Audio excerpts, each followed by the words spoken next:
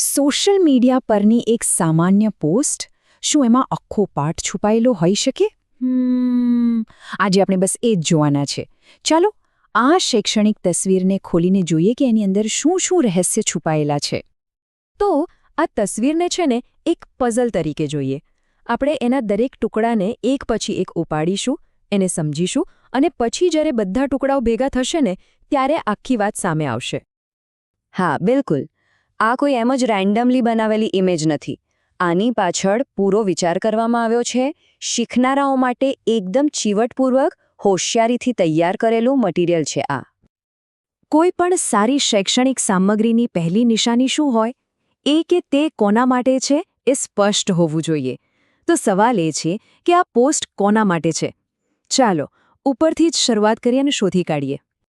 TET 1, TET 2, TET 1, TET 2. હવે આ ખાલી અક્ષરો નથી. આ તો ભારતમાં જે લોકો શિક્ષક બનવા માગે છે એમના માટેની સરકારી પરીક્ષાઓના નામ છે. તો આ જોતાં જ એક વાત તો એકદમ ક્લિયર થઈ જાય છે કે આ પોસ્ટ કોના માટે છે? આપણા ભાવિ શિક્ષકો માટે.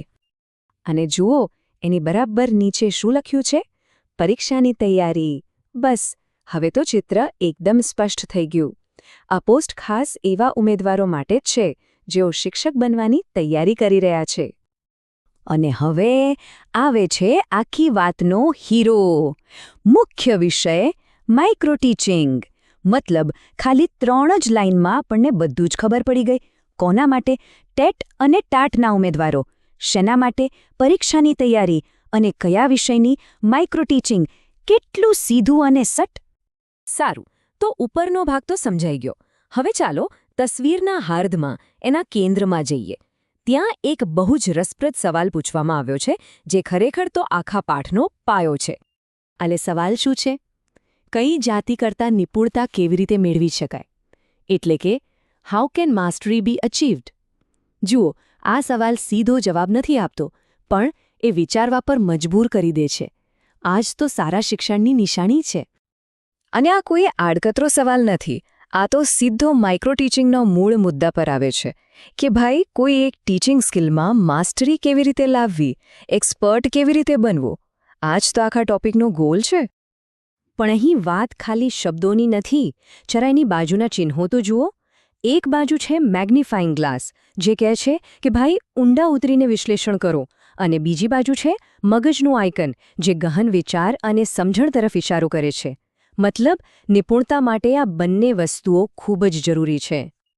ઓકે, તો ઉપરનો ભાગ અને વચ્ચેનો સવાલ તો આપણે સમજી લીધો. હવે નીચે શું છે એ જોઈએ. નીચેનો ભાગ આપણને આ પાઠના એકદમ ચોક્કસ ટોપિક પર લઈ જાય છે. અહીં એક મોટો આંકડો દેખાય છે, 04. હવે આનો શું મતલબ? આનો મતલબ એ છે કે આ કોઈ એકલી પોસ્ટ નથી. આ તો એક આખી સિરીઝનો ચોથો ભાગ છે. આનાથી શું થાય? શીખનારને ખબર પડે કે આની પહેલાં પણ કંઈક હતું અને આની પછી પણ કંઈક આવશે. એક સળંગ સૂત્રતા જળવાય છે. અને એ 4 નંબરની નીચે જ જુઓ, એક શબ્દ છે લક્ષણો, એટલે કે કેરેક્ટરિસ્ટિક્સ.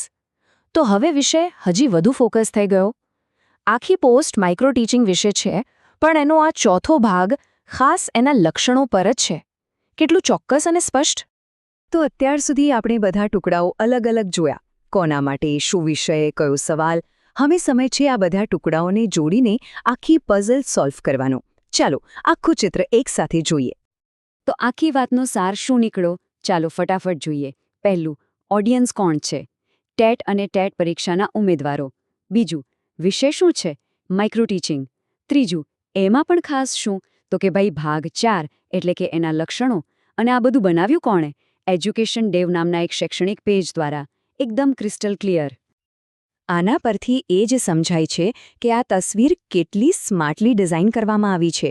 એમાં એક પણ વસ્તુ ફાલતુ નથી. કોઈ પણ એલિમેન્ટ બિનજરૂરી નથી. દરેક ભાગનો એક ચોક્કસ હેતુ છે. ટાર્ગેટ ઓડિયન્સને પકડવાથી લઈને વિષયને સ્પષ્ટ કરવા સુધી.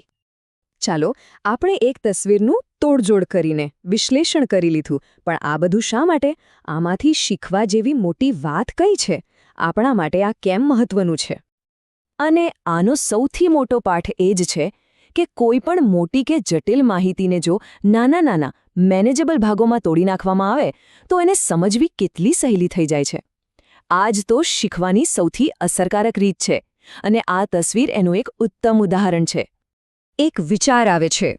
જો એક નાનકડી સોશિયલ મીડિયાની તસવીરમાં આખો પાઠ અને શીખવાની આટલી સરસ પદ્ધતિ છુપાયેલી હોય તો પછી આપણી આસપાસની દુનિયામાં આપણે જે વાંચીએ છીએ, જે સાંભળીએ છીએ, એમાં બીજું કેટલું બધું છુપાયેલું હશે. કદાચ આપણે બસ થોડું વધુ ધ્યાનથી જોવાની જરૂર છે.